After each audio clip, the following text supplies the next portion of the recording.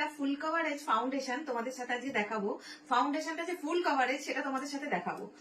আচ্ছা, এর ফেসে দেখতেই পাচ্ছ আমি কোনো দাগ দেখতে পাচ্ছি না, যার জন্য তোমাদেরকে প্রবলেমটা দেখাতে পারবো না, কারণ যেহেতু দাগটা নেই তো আমি জোর করে একটা দাগ ওর স্কিনে দেবো। তো আমি এখানে একটা লিপ লাইনার নিয়েছি, একটা দাগ ক্রিয়েট করছি, দেখতে পাচ্ছ একটা দাগ। এবার আমি একটা ফাউন্ডেশন দেখাবো, এই ফাউন্ডেশনটা এই লিপ লাইনারটার উপরে ইউজ করে দেখাবো যে এটা ঢাকা পড়ছে না পড়ছে না। আমি ফার্স্টে ফাউন্ডেশনটা দেখিয়ে দিই যে ফাউন্ডেশনটা দিয়ে ওটা আদৌ চাপা পড়ছে কিনা। আমি তো কোনো কনসিল করছি না, ডিরেক্ট ফাউন্ডেশনটাই দেখাচ্ছি, ওটা চাপা পড়ছে কিনা আমি দেখাই। তো আমি একটু ফাউন্ডেশনটা এখানে দিলাম, দিয়ে ড্যাব ড্যাব করছি।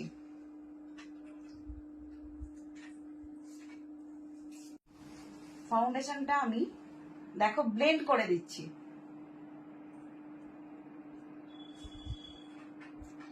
দেখো তোমরা বুঝতে পারবে স্কিনের সাথে কিন্তু এটা মিশে যাচ্ছে।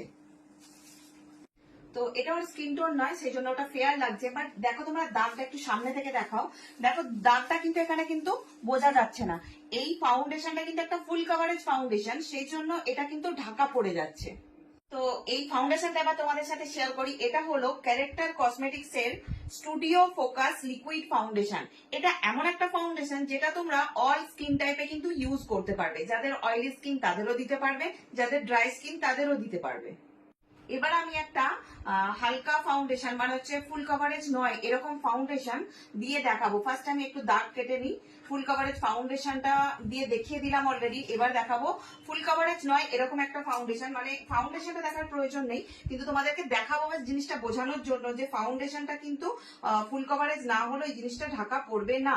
তো সেটাই একটুখানি দেখাচ্ছি, দেখে নাও।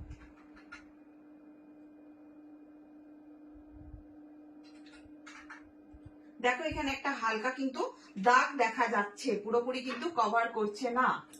একটু সামনে থেকে দেখাও, দেখো এখানে কিন্তু একটু দাগটা বোঝা যাচ্ছে। এটা কিন্তু পুরোপুরি ফুল কভারেজ ফাউন্ডেশন নয়, সেই জন্য এই দাগটা কিন্তু বোঝা যাচ্ছে। তাহলে তোমরা কিন্তু এটা হলো ক্যারেক্টার কসমেটিক্স এর স্টুডিও ফোকাস লিকুইড ফাউন্ডেশন, এটা অবশ্যই কিন্তু ট্রাই করতে পারো।